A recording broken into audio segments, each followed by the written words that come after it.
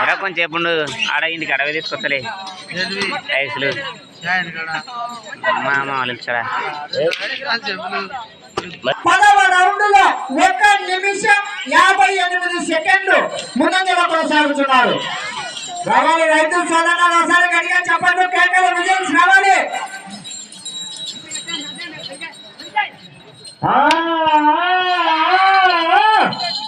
వెళ్ళే round 11వ round.